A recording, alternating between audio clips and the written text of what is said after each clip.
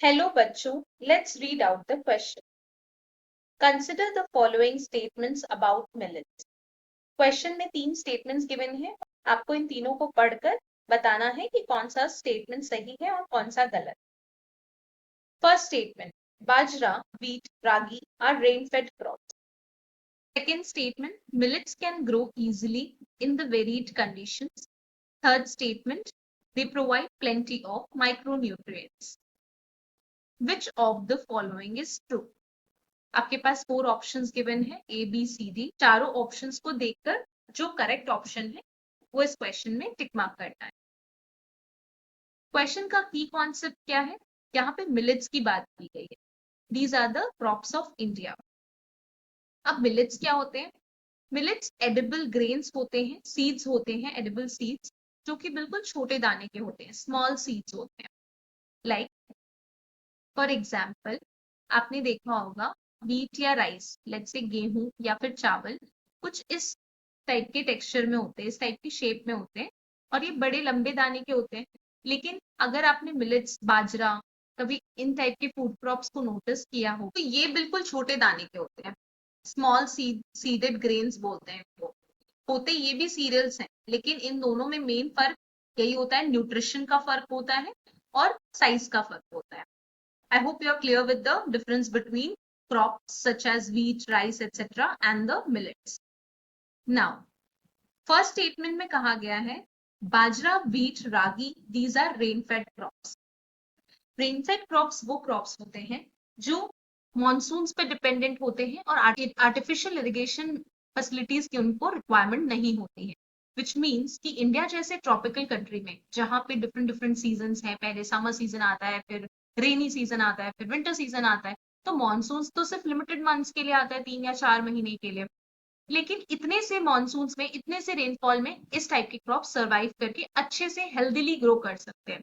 इनको आपको additional irrigation facility देने की जरूरत नहीं पड़ती. तो ऐसे क्रॉप्स होते हैं बाजरा, व्हीट या रागी. ये स्टेटमेंट सही है. फर्स्ट वन देखिए, the statement is correct. Bajra, bajra is a pearl millet. ये बिल्कुल मोतियों की तरह छोटे छोटे दाने का होता है. Wheat, wheat is not a millet, but यहाँ पे ऐड किया गया है हमारे स्टेटमेंट में. व्हीट लार्ज सीडेड ग्रेन होता है, गेहूं. और ragi finger millet. These are rain-fed crops. This statement is correct.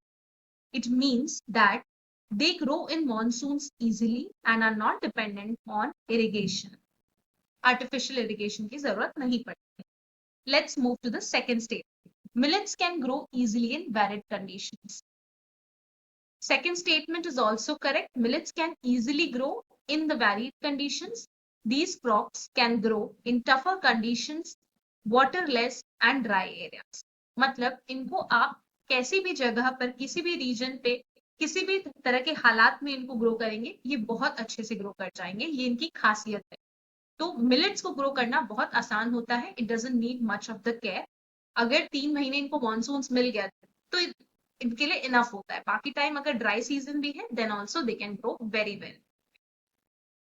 Third statement, this statement is also correct. Statement देख लेते हैं क्या है. They provide plenty of micronutrients.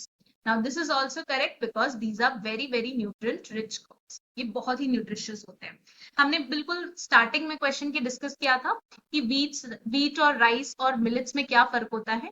तो जो लंबे दाने के आपके ग्रेन्स होते हैं ना, उनमें और मिलेट्स में ये बहुत बड़ा फर्क होता है कि उनमें जितना न्यूट्रिशन नहीं होता, उससे कई गुना ज्यादा मिलेट्स में न्यूट्रिशन होता है.